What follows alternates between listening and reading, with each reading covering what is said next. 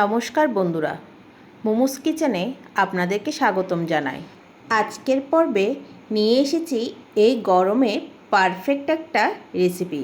এই গরমের দিনে ঝিঙে পোস্ত সবারই খুব প্রিয়, তাই ভাবলাম আপনাদের সাথে ঝিঙে পোস্ত আর বড়ি দিয়ে নতুন একটি রেসিপি শেয়ার করি।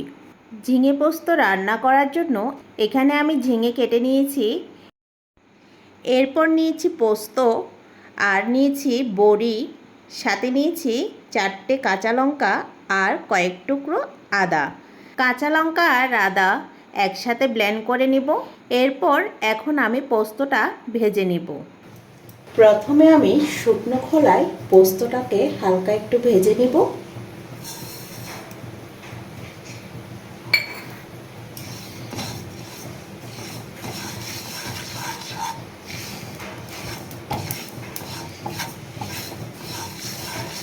পোস্তটা এভাবে ভেজে রান্না করলে আলাদা একটা সুগন্ধ বের হয়, খেতেও খুব ভালো লাগে।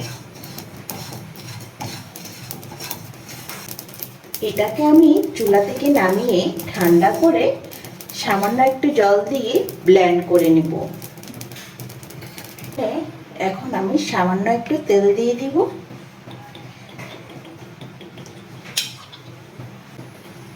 তেলটা একটু গরম হয়ে আসলে আমি এখন বড়িগুলো ভেজে নিব।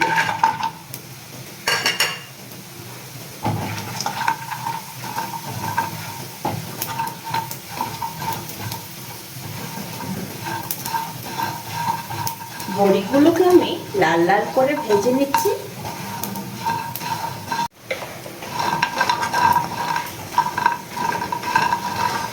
বড়িগুলো ভাজা হয়ে গিয়েছে, এবার আমি চুলা থেকে নামিয়ে নিচ্ছি। এবার আমি বড়িগুলোকে একটা পাত্রে তুলে রাখছি। সেম পাত্রে আমি রান্নাটা করে নিব, তাই এখানে পরিমাণ মতো তেল দিয়ে দিচ্ছি। তেলটা একটু গরম হয়ে আসলে এর মধ্যে দিয়ে দিব 2টো শুকনো লঙ্কা আর দিয়ে দিচ্ছি 1 চামচ পাঁচফোড়ন। পাঁচফোড়ন আর শুকনো লঙ্কাটাকে একটু ভেজে নিচ্ছি। পাঁচফোড়ন আর শুকনো লঙ্কা সুন্দর একটা যখন গন্ধ বেরোবে, তখন এর মধ্যে দিয়ে দিব আগে থেকে আদা আর শুকনো লঙ্কা বাটাটা দেওয়ার পর কিছুক্ষণ এটাকে ভেজে নিচ্ছি, যাতে বাটার কাঁচা গন্ধটা চলে যায়। কিছুক্ষণ ভেজে নেওয়ার পর এখানে দিয়ে দিচ্ছি আগে থেকে কেটে রাখা ঝিঙেটা দেওয়ার পর মশলার সাথে ঝিঙেটাকে খুব ভালো করে মিশিয়ে নিচ্ছি। এরপর এখানে দিয়ে দিচ্ছি স্বাদ মতো নুনটা দেওয়ার পর আবারও একটু মিশিয়ে নিচ্ছি। এরপর ঢাকা দিয়ে 5-6 মিনিট এটাকে রান্না করে নিব। 5-6 মিনিট পর দেখবেন ঝিঙে থেকে অনেকটাই জল বের হবে। আপনারা দেখে নিশ্চয়ই বুঝতে পারছেন ঝিঙে থেকে কতটা জল বেরিয়েছে। আরও 2-3 মিনিট এটাকে আমি রান্না করে নিয়েছি। এবার এখানে আমি দিয়ে দিচ্ছি আগে থেকে ভেজে রাখা যে পোস্ত আমি বেটে রেখেছি, সে পোস্ত বাটাটা 2 চামচ দিয়ে দিচ্ছি। এবার পোস্ত বাটাটা ঝিঙের সাথে খুব ভালো করে মিশিয়ে নিচ্ছি। এরপর এখানে দিয়ে দিচ্ছি 1 চামচ জিরের গুঁড়ো।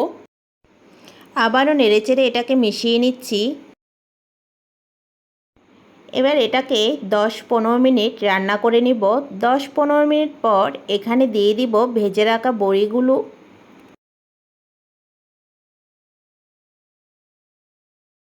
বড়িটা দেওয়ার পর আমি আরও 5 মিনিট এটাকে রান্না করে নিব। আমার রান্নাটা প্রায় শেষের দিকে। এই রান্নাতে কিন্তু আমি একদমই জল ব্যবহার করিনি। ঝিঙে থেকে যে জল বেরিয়েছে ওটা দিয়ে আমি রান্নাটা করেছি। আপনারা দেখেই বুঝতে পারছেন নিশ্চয়ই ঝিঙে থেকে কতটা জল বেরিয়েছে।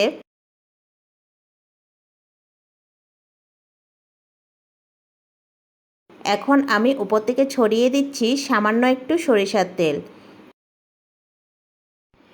ঝিঙে পোস্ত বড়ির দুর্দান্ত একটা রেসিপি তৈরি হয়ে গেল। এখন আমি পরিবেশন করে নিচ্ছি।